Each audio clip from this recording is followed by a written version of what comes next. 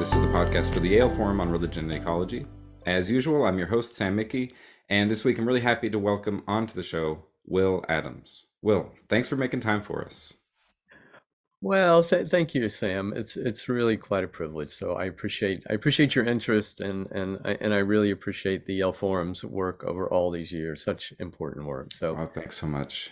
yeah, Yeah. yeah. Um, yeah, so for folks who aren't familiar with you, you're a psychology professor at Duquesne University over there in Pittsburgh, and you're an eco-psychologist, psychotherapist, meditation teacher. So you wear many hats, and you have this wonderful new book out, A Wild and Sacred Call: Nature, Psyche, Spirit, which I like. That's hyphenated, Nature, Psyche, Spirit. So we'll have a lot to say about that. And first, though, I'm just curious how you got into the work that you do. I always like hearing people's journey, your kind of origin story. And so what's your path into this? Especially I think a lot of people, when they think about uh, ecology, they don't think of it as related to psychology. They might think of it as related to activism or policy or certainly science. So what's been your path toward the world of eco-psychology and this concern for the wild? Yeah. I'm happy to talk about that. Uh, Before I do, I'll just pause just for a second because you're a sensitive soul. Because no one has said they like the hyphens of Hmm, nature, psyche, spirit. No one has quite told me that overtly yet. And I did that intentionally because they're inseparable. right. Like they're inseparable. And in a way, that's one of the points of the book. Yeah, So exactly. thanks for catching that. um, so my path here. Um, I'll end up talking about eco-psychology and eco-spirituality. Let me just, as a beginning, say I loved being in and with nature when I was a kid. Mm, Playing in the woods in North Carolina. I grew up in North Carolina. Going to the mountains, to the beach, but sort of just day to day. Playing out with my friends in the woods. Um, um, Later on, doing some longer hikes and camping. Uh, and then um, in 1996, I moved to West Virginia. My wife and I mm, moved to West Virginia before we had kids. And I felt like I was coming home in those glorious Appalachian Mountains, the mm, most ancient mountains on earth. My earliest memories are from southwest of Asheville in North Carolina, mm. way, you my very first memories, maybe 2 years old, one and a half or something. And when we moved to Elkins, West Virginia, I taught a little liberal arts college there, Davis and Elkins College, for a while, 8 years actually. Those mountains were just marvelous and just so wonderful to be in, and you know wander through the mountains, through the meadows, along the rivers, swim in the rivers. I write about some of this in the book. Um, uh, so just the beauty and the wonder and the awe really touched me, and uh, at the same time, um, it was just so horribly clear that these mountains were being ravaged, like, Mm, for example, in particular by mountain range annihilation mining. They call it mountaintop removal. That sounds much milder than it actually is. right. They're annihilating whole mountains to get seams of coal underneath. Um, and I could talk a long time about that, and I will if you want. But both the beauty and the suffering of the larger natural world touched me very deeply. And I was teaching psychology. I was practicing psychotherapy, um, and it became very clear to me that our ecological maladies were not merely biological or climate related. That all of these maladies, global warming, mass extinction, habitat destruction, toxic environments, they were all rooted in a deeper malady of Mm, our consciousness and our culture and our way of relating to each other, other humans, and also the larger, more than human natural world. And so it seemed like well, consciousness and culture psychology has something to say about that. And about that time, the new field of eco psychology was starting to emerge. Um, Theodore Roszak wrote a couple of early books, and including an anthology, and other people followed. And it just seemed like, of course, psychology has something to say about this. Um, and then after 8 years in West Virginia, I moved. Uh, all the while, I should say, I was practicing Buddhist meditation, um, especially Zen, starting at a certain point 24 years ago.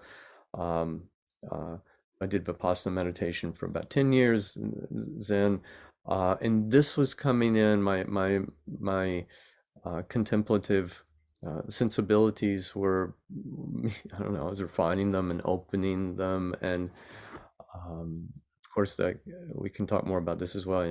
Contemplative practice dissolves those supposed separations, Right. and um, between us and others, us and the rest of nature. And so that my Zen practice was really crucial there.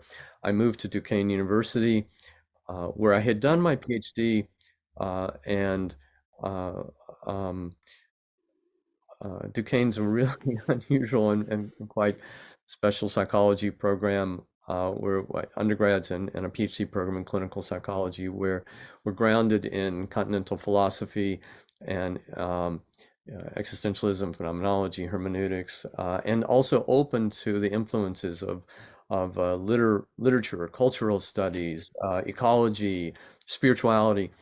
And so I had the privilege of teaching, um, Buddhist psychology and Christian mysticism, Christian contemplative um, practices, and um, both for undergrads and grads. And out of all of that, um, I felt there was a real call to do whatever I could to enhance the mutual well-being of us humans and the rest of nature. And that's the call that I'm talking about in the wild and sacred call. That's the book. The book is my best written response to that call. Yeah. Urgent, most urgent, most ethical. I think it's the core ethical call of our era. Yeah. And yeah, couldn't be more urgent of a call. And I think you articulate it in a really beautiful way. And you have there's some like David Loy wrote a beautiful foreword, and blurbs from people like David Abram and Jason Worth, who we've had on the podcast. And David Abram and Jason Worth both kind of point out that you're not just talking about it, but that you're doing it. That the text is this kind of, there's a performative element to it, where like reading it isn't just talking about healing this division between humans and nature, but the actual text is performing that healing. And so, really beautifully done, and just a joy to read the way you weave together references from spirituality, psychology, literature, philosophy. And so, it's something I've already recommended to a handful of students who've been like, "Is there something about this and this and this?" I'm like, "Actually, there's a book that came out recently, A Wild and Sacred Call. Check it out." Really great stuff. Really a treat. So, highly recommend it. And one of the things I've been asking people on the podcast lately is a segment where I just say, "What's bothering you?" It's a good opportunity to say, like, what's really upsetting you. And I know one of the beautiful things in this text is you talk about heartbreak. And so instead of asking about the what's bothering you, I'd be like, could you say a little more about heartbreak? Because that's such a profound issue, and it's something that we're only dealing with more and more as we get deeper into the climate crisis and other environmental crises, and heartbreak is becoming such a regular part of people's experience now. Yes. Yes. Um,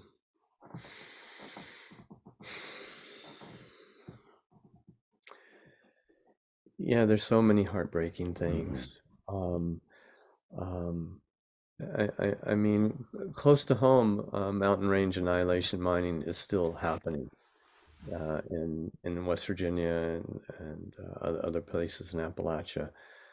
Um, and This is just a terrible symptom of this delusional fantasy that we're separate from, elevated above, and entitled to exploit the rest of nature. Um, uh, I'm staying close to home, but because there's so many heartbreaking things all around the world with, the fires and storms and floods, related to, if not directly caused, but certainly related to global warming, whether we look, fires in Canada or floods in Libya or wherever. Um, uh, but staying a little closer to home, I was just down in West Virginia, although I wasn't in a mountain range annihilation mine site, but I wasn't far. Hmm. And it's just such an egregious practice where, they call it mountaintop removal Right. mining, coal mining. But that's really a misleading misnomer because uh, it's not like they're taking the tiny little tip of a mountain off. They're annihilating whole mountain ranges to get at seams of coal, and then they dump the debris into the valleys, and then take out another seam. Not with many miners, by the way, but Hmm. with heavy, massive explosives and machinery, and miners have been laid off, and then they take another layer and dump uh, uh, the debris into the valleys, which fill up the streams and block the streams and kill fish and other wildlife. Um, and so I try to write about this in the book and tell some personal stories.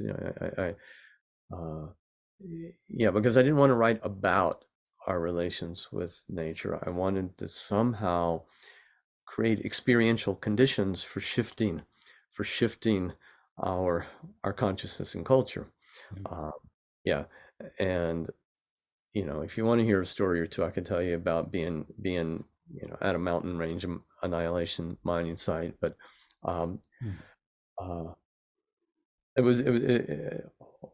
that's profoundly heartbreaking, and uh, it broke the heart of a good friend of mine as Hmm. well. To tell the story in the book. Um, I think it's one of the most poignant stories, but I don't have to share it now. I'm not quite sure how the flow of the timing of the conversation, but this is a real heartbreaking story. Yeah, it's one of those things we have so much to talk about. This could easily be like a 3 to 5 hour Yeah, conversation, yeah, but indeed. we'll try to keep it to under an hour. Yes, Um, indeed. uh, but yeah, I especially appreciate that you're reframing it from the normal term mountaintop removal, because it really does make it seem like they just kind of take the top off, dip in, and everything's fine. And to refer to it as annihilation is much more profound. Um, so yeah, Yeah, I wonder if you could share a little about your experience of it, the firsthand experience, because it's not talked about enough. yeah. And thanks for the invitation. And I'll share this just as an exemplar of stuff that's happening in other ways all around the world. Yeah.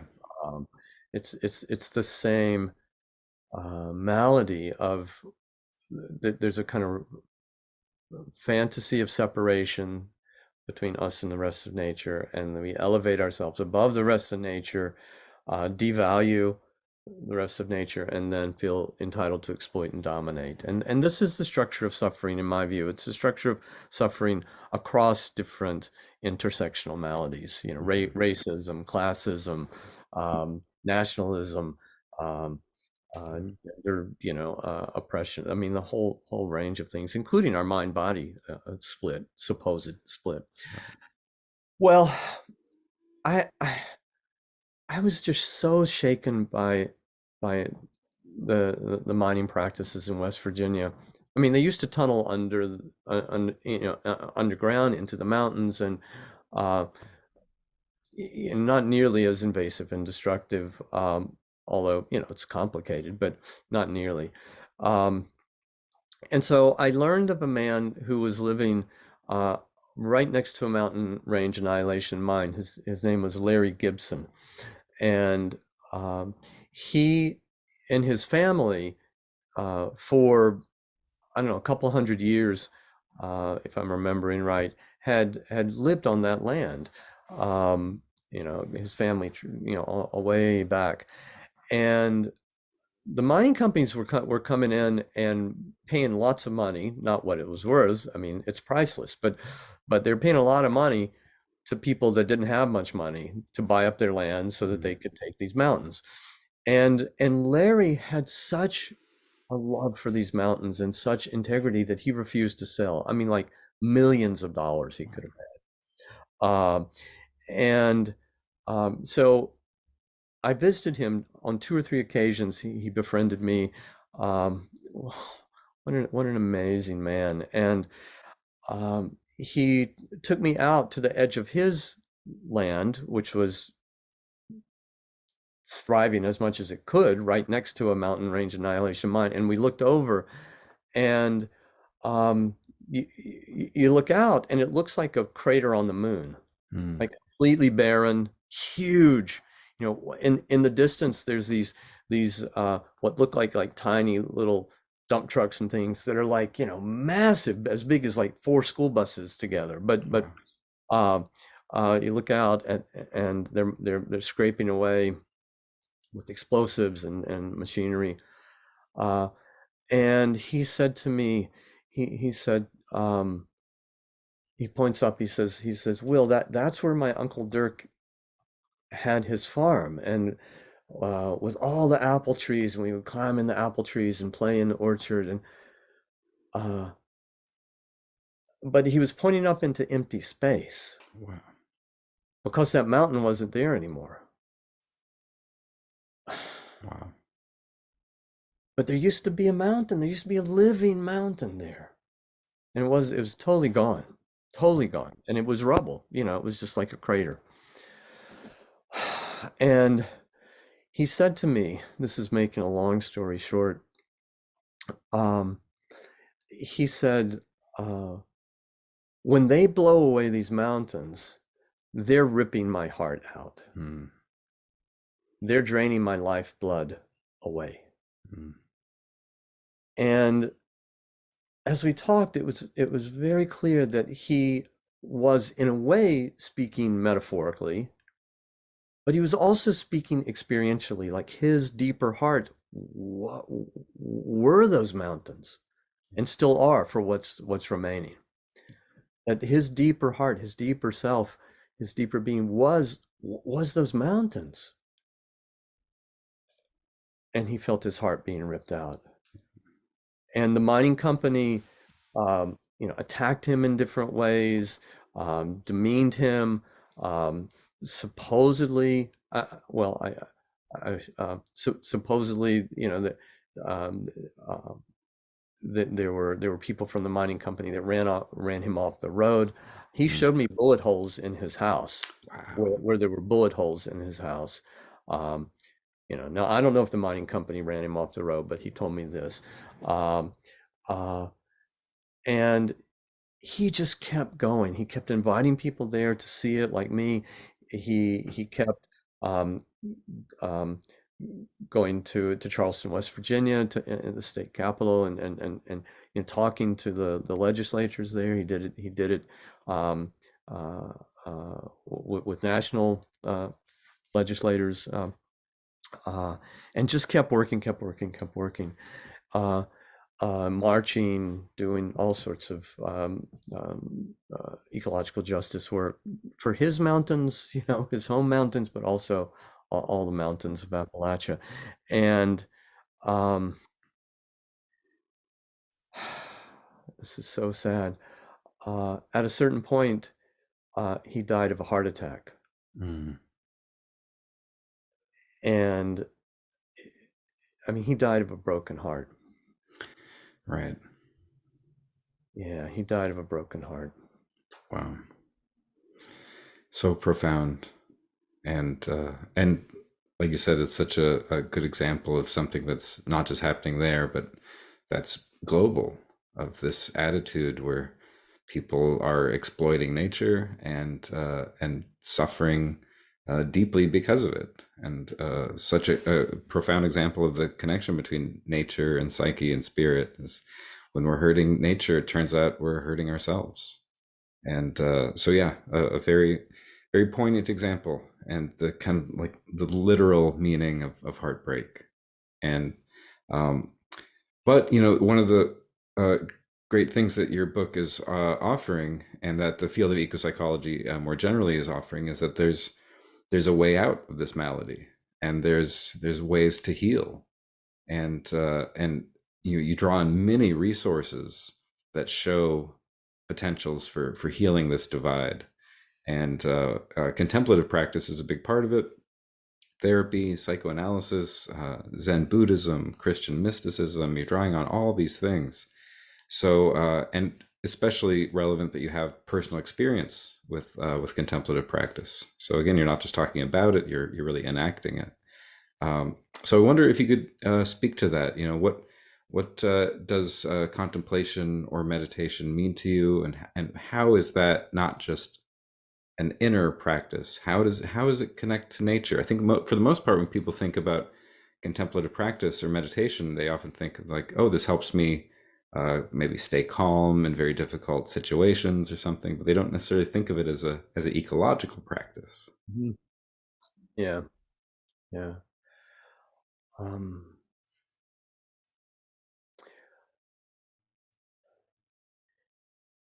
when our hearts break, like I was describing and like you were asking about, and I'm sure other of your guests have talked about in their own ways. Um, I mean, Larry's heart broke in the end. It was also his physical heart, and he died. Uh, but his heart had broken open to that intimacy Mhm. with the larger natural world. Um, and uh, I think when most of the times when we experience heartbreak, it's like breaking open a kind of defense, a kind of shell, a kind of protectiveness, a kind of avoidance um, that we'd rather not open to. But then something gets through and touches us really deeply. Uh, and sometimes it's pain and suffering, sometimes it's beauty, sometimes it's love. Those are the three that I think really most likely, open our heart or break open our heart. And contemplative practice um, very naturally allows this process to happen. Um, uh, if you do any kind of ongoing, deep contemplative practice, the supposed separation between you and others, you and the natural world, it's just very clear. It's an illusion. Mhm.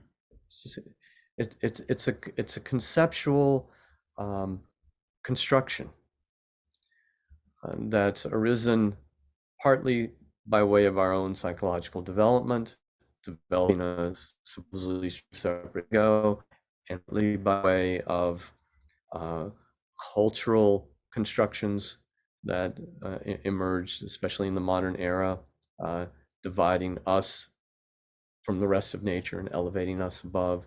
Um, but it's a construction. Uh, and anything that's constructed can be deconstructed. And meditation practice, contemplative prayer, has this powerful deconstructive mm, um, force to it or power to it. But that's just part of the process. It's not just deconstructing something, it's allowing something different to emerge freshly. And that fresh emergence is our inherent intimacy, inseparability, and also care and compassion for what's beyond our supposedly separate skin-bounded self. And when we allow that constructed fantasy of separation to dissolve, we consent to that, time and time again in meditation practice or contemplative prayer, whatever. There's thousands of practices, right? Rumi says there's hundreds of ways to kneel and kiss the ground, right? So whatever, but we allow that constructed delusion of separation to dissolve away, then completely naturally. we see that we can never be separate. We're always um, um, united with the rest of nature or with other people. And in those moments, um, or not just moments, because they're moments that can be integrated into a relatively more reliable and stable way of being together with others. But in that contemplative sensibility, we don't have to have laws or the Ten Commandments or the Buddhist precepts to tell us that we're supposed to take care of others, other people, the rest of nature. It's just very clear that when we see suffering, we respond with love. Hmm.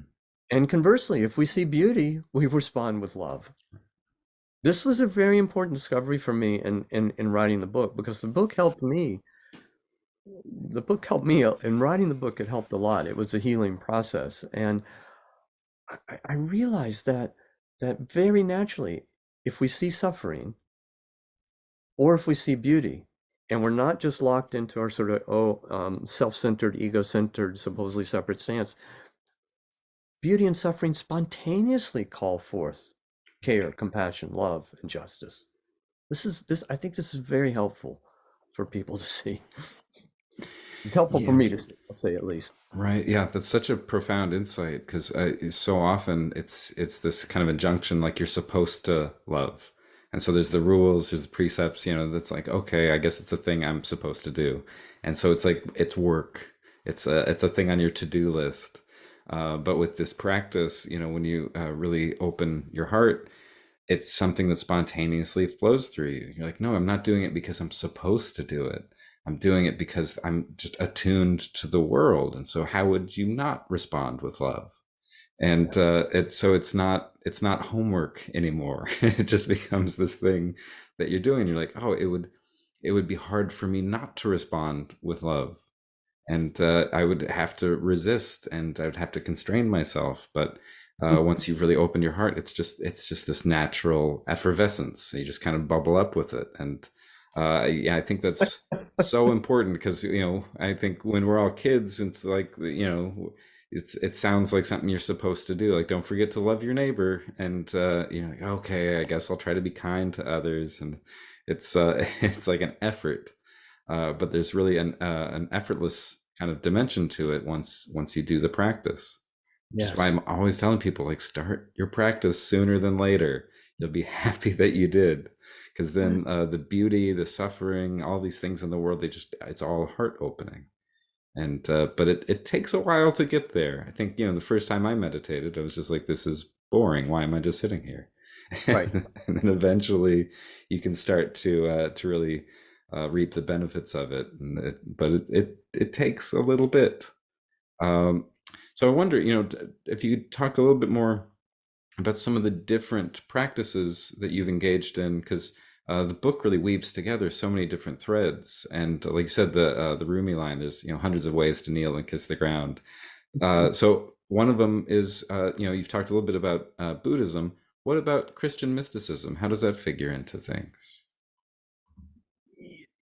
Yeah, I came to meditation by way of psychology because I was getting more and more interested in consciousness um, and transformative practices. Um, and I got interested in meditation, and this was way back in, I don't know, around 1985, 83, 85, 87. I started pretty seriously. Um, and what was available then were Asian practices, mostly Buddhist Hmm. practices. And Buddhism's a very psychologically oriented spiritual tradition anyway, and so had that affinity with psychology. I grew up Presbyterian, and it was a pleasant experience. Some early religious experiences for folks are not, Right.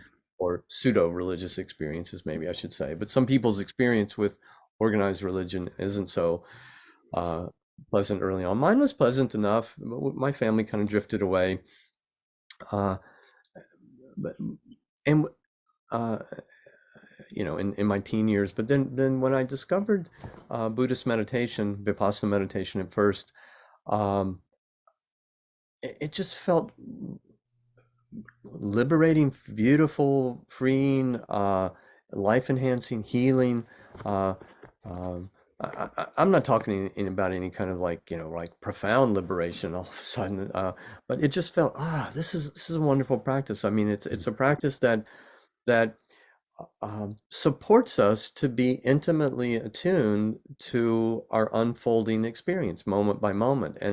And by way of psychology and training as a psychotherapist, I felt like the one of the healthiest uh, mm, modes of being is being responsive to what's actually transpiring right here and now. That's one of the best guides for living well. Respond openly, not reactively, to what's happening here and now. So uh, I noticed I have all these preludes to your conversation. So thanks for, I mean, to your questions. So thanks for being patient. But by way of Buddhism, uh, I I rediscovered my own Christian roots, or maybe some of the branches and the leafing and the flowering of those roots that people didn't tell me about in Sunday school. Mhm. Right? So I rediscovered my own root tradition, but in ways that were just astonishing to me. Um, and uh, I started reading the Gospels in a fresh way. I started, hearing the teachings of Christ in a different way, reading the other mystics. I say other because Christ was the first Christian mystic, although he didn't call himself that, right? Um, uh, um, Meister Eckhart, St. John of the Cross, the Cloud of Unknowing, St. Teresa, a number of different people. Then, and then Thomas Merton, more contemporary, even more contemporary, Jim Finley, just an extraordinary uh, uh, Christian contemplative teacher who's also a clinical psychologist. So we had that affinity. I went to some maybe 5 retreats with Jim Finley that were he's just so wise and compassionate and eloquent and poetic and vivid and grounded in real life. It was a great blessing to go to these retreats with him. Um, and there seemed to be a beautiful complementarity between my Zen practice and the Christian mystical tradition. Um, Buddhism highlights certain things. Uh, Christianity highlights other things. The things that Christianity was highlighting, I felt were implicit in Buddhism. The things that Buddhism was highlighting, I felt were implicit in Christianity. And I liked how this conversation between the two really enhanced my uh, view and my practice and my everyday life. And eventually, I found also um, a Zen teacher uh, who's steeped in this complementarity. So uh, my main Zen teacher, his name's Bruce Harris Roshi, um, uh, and he had affinity with Christian tradition. I've been practicing with him for 24 years. Uh, but there's a tradition in Zen where you go out and have a pilgrimage and find another teacher to deepen and clarify and help carry your practice further. And about 2 years ago, I reached out to Ruben Habito Roshi, um, who was a Jesuit for many years. He's still a practicing Catholic, and he's the Zen teacher in my lineage. And Ruben and I have been collaborating, um, for a couple of years now. And one of his expertise, or I should say, just way of, I started to say working, but way of living, is this complementarity between Zen and Christianity. Um, um, so those are influences, and then along the way, at different times I do formal contemplative practice that's more influenced by the Christian tradition, like centering prayer Mm. from Thomas Keating and others, um, uh, Lectio Divina, sacred reading, contemplative reading, reading for transformation, not just for information. Um, so I tried. Again, I don't want to just like learn about the Christian tradition. I want to, embody, actualize it, see for myself. Yeah. Yeah, I've been interested in the Christian Buddhist kind of intersection for a long time. I think of like Thich Nhat Hanh's Living Buddha, Living Christ, and things like that. And on the face of it, they seem so different. In one tradition, there's no self, there's no eternal soul. And the other one's like, no, you have an eternal soul. And but when you start to really look a little deeper and engage the practices, then you start to say, oh, there's actually deep, deep affinities with these traditions. I wonder if you could say a little about, in terms of Buddhist meditation, the difference between Vipassana and Zen, since you have experience with both of them. Because I'm not sure where our listeners are at with that. Because I think in general, when people think of meditation, they just have this general sense that you just sit and be calm or something. And then they might think Buddhist meditation is just this one homogenized thing. But it's like there's so many different practices with different traditions and different sects. So I wonder if you could say a little about what's the difference between Vipassana and Zen. I'll venture a response. I think it's complex, and Yeah. uh, I'll speak from my experience, not so much as some expert on Buddhism, let's say. Okay. Um, um,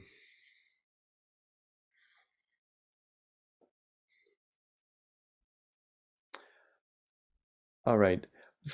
First of all, to oversimplify, there are basically like two forms of meditation. This is an oversimplification. Right. Um, but one has to do with um, relaxing, uh, st stilling ourselves, settling, um, uh, calming, um, sort of grounding. Uh, that kind of practice in Buddhism is called shamatha practice. There's another kind of practice that has to do with opening, really opening infinitely, opening and simultaneously seeing. So you could say relaxing and seeing. Uh, um, this is conveyed, I think, really beautifully in the Jewish and Christian tradition in that psalm that says, "Be still and know." Mm. Um, uh, the be still is the shamatha kind of practice. Be still, relax. My teacher says, relax into stillness. This is from Bruce Harris. Relax into stillness. Um, and then the other one I didn't name a moment ago, the opening and the seeing is vipassana. Okay, in classic terms. Okay, but vipassana is often translated as insight. What it says, seeing clearly, opening and seeing clearly. So relaxing into stillness, that's from my teacher Bruce. Then releasing into openness and seeing clearly, that's his way of putting it. Um, shamatha and vipassana, be still and know. Okay, so both Zen and what we know of what we know as Vipassana meditation, Zen meditation and Vipassana meditation rely both on shamatha and Vipassana, you could say. Zen doesn't exactly use that language, but there's a practice. I mean, but both. So in Vipassana meditation, there's a shamatha dimension. You can't really open and see clearly um, unless you've stilled yourself. Although sometimes, of course, it happens spontaneously, right? But in a formal practice, you're much more likely to be able to release and open, wide open, um, if you've let yourself become still, right? Um, this is true in what we call Vipassana meditation. It's true in centering prayer. It's true in Zazen. Okay. So Vipassana and Zen both have this shamatha component, relaxing, settling, uh, and then um, in Vipassana meditation, there is this, opening beyond just like focusing on your breath, let's say, opening to the whole range of your experience, uh, and and beyond. I think in Zen, there's a little more. I found I've found the Zen practice to be facilitating that opening and seeing, at least in my practice, a little more readily. But I'm not saying it does it better than Vipassana at Right. all. I'm just saying it's a little bit, for me, it's been a little bit different. Um, but I had this great privilege of having this beautiful, profound teacher fall into my life. And so for 24 years, I've been able to work very closely with this marvelous teacher. And before that, when I was doing Vipassana meditation, I was going to like really big retreats with Jack Kornfield and Joseph Goldstein, Sharon Salzberg. They were marvelous teachers, but they were, like 150 people at the retreat. They, Right. hardly had, there was no like personal, not hardly any personal guidance.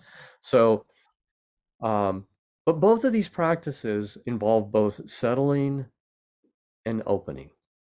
And out of that opening, we see differently.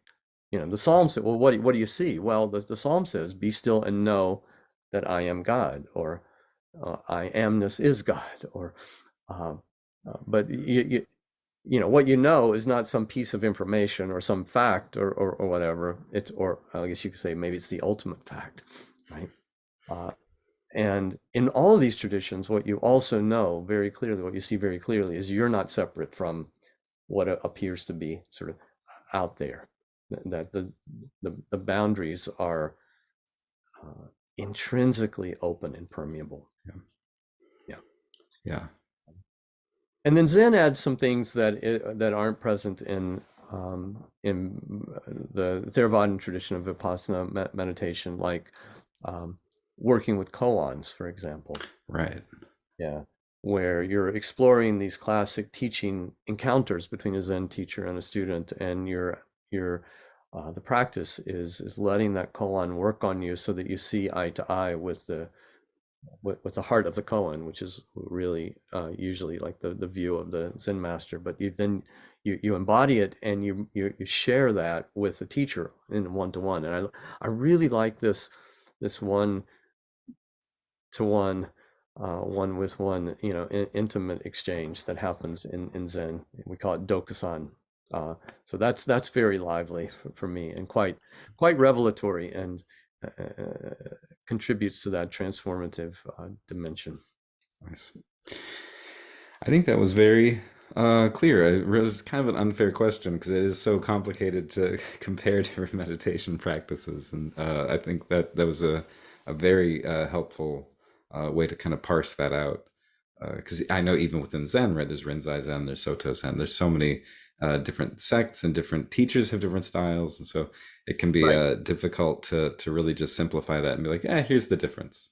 But I think that was very helpful. And I know for myself, the koans have that's one of the things that's always attracted me to Zen, partly because they're hilarious. There's something that's very funny about like, two hands together makes a sound. What's the sound of one hand and all that kind of stuff. And you're just like, there's a good sense of humor here.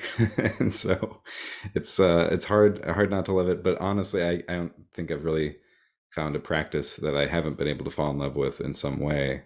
Because again, there's hundreds of ways to kneel and kiss the ground.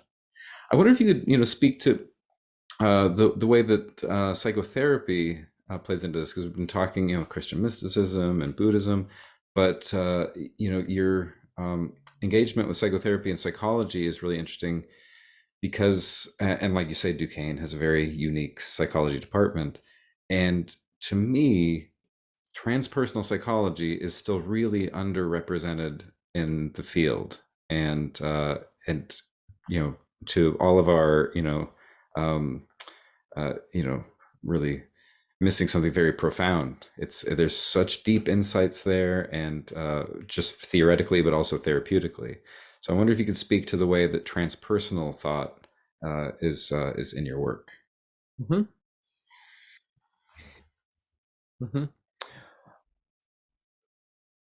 Transpersonal psychology is a branch of psychology that grew from um, humanistic psychology, existential psychology. There's psychoanalytic elements I think that are relevant here. Uh, um, but learned from the great spiritual traditions that um, what was long considered kind of the pinnacle of psychological development, psychological health, that is developing a stable, strong, distinctive sense of supposedly separate self, uh, was very important, but not necessarily the the the deepest unfolding of human possibilities. Right. Uh, it, it- and I want to say it's very important. The traditional notion of self-development, ego development, this is very important to get a clear sense of what I care about, who I am in some sort of relative way, what my values are, what I want to devote my time and energy to. Um, the difference between me and my parents, between me and my friends. Um, this is important. But transpersonal psychology, learning from people like Christ or the Buddha or countless spiritual teachers and traditions, uh, saw um, that our supposedly separate and independent self. There's something illusory about that being the final point, and that there can really never be such a thing as a self that's really completely autonomous, independent, or separate. Um, and that we can see that our deeper self or our deeper being goes beyond, that's the trans and the transpersonal, beyond our biographical, skin-bounded body mind personal self. Um, Larry Gibson didn't know anything about transpersonal psychology, my friend in West Virginia, but his experience of knowing that his deeper heart was this glorious eco-natural community, this whole wide, living, dynamic, interdependent eco community that was uh, surrounding him and within him, and that's a transpersonal experience, Yeah. um, and and it sponsored that deep care and devotion to the larger natural world. Okay. So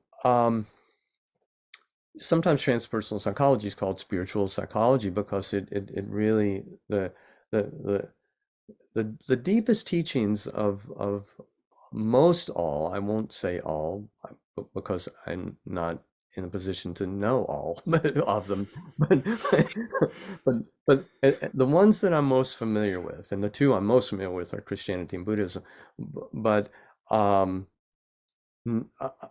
just celebrate this dimension of our being that goes beyond our individual body mind. Uh, and when Christ says, love your neighbor as yourself, he's not saying love your neighbor like you love yourself, because sometimes we don't love ourselves very much. Right. But I really think, I mean, I didn't have a chance to talk to him personally. I wish I had, but I trust that he also means that just seeing your neighbor as a dimension of your deeper being, or you as a dimension of their deeper being. Just like Larry knew that the natural world was a dimension of his being. That's a transpersonal experience.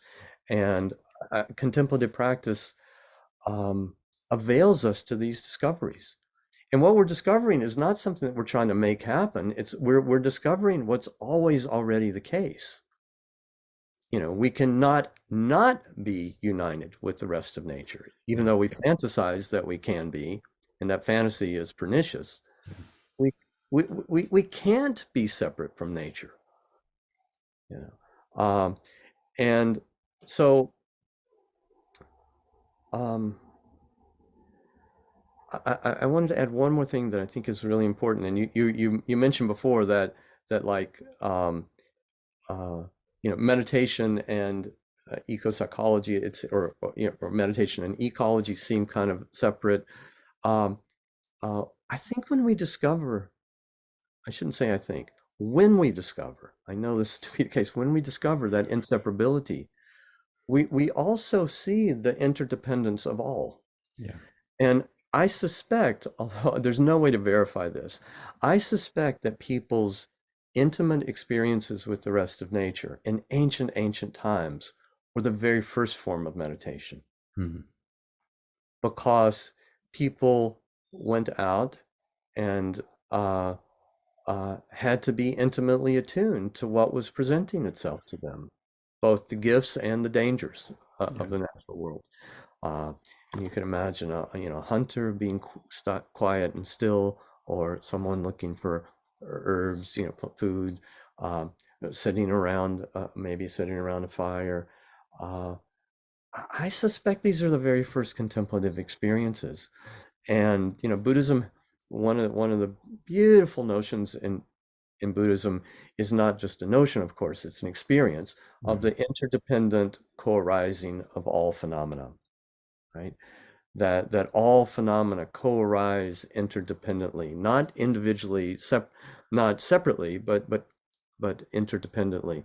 And that image of the jewel net of Indra is a beautiful, my favorite image of this, or maybe my second favorite, where there's an infinite net with jewels of that were each at each node of the net, each absolutely unique size, shape, color, whatever. And every jewel is simultaneously reflecting and being reflected by every other net, so that every jewel is actually an expression of the whole coming forth as that uniquely particular jewel. And uh, and the whole is a function of and an expression of the participation of every jewel. I think it's a beautiful image. And I started to say it was my favorite image of this, but actually, and this is a guess again, I don't know, but I'm guessing that the early Buddhists that in Huayan Buddhism in ancient China that came up with this image came up with it by watching the rest of nature, right? Because this is the reality of nature. Yeah. And it's what modern ecologists call an ecosystem. Yeah. That every organism or every particular participant in this ecosphere is a function of the whole, but the function of the whole is contingent upon each tree and plant and animal and river. So I think Indra's net probably was originally discovered by way of contemplative attunement to how nature is naturally unfolding. Yeah. Yeah. I mean, I I'd agree, and I agree. We just can't verify that because we can't go back and talk to those people.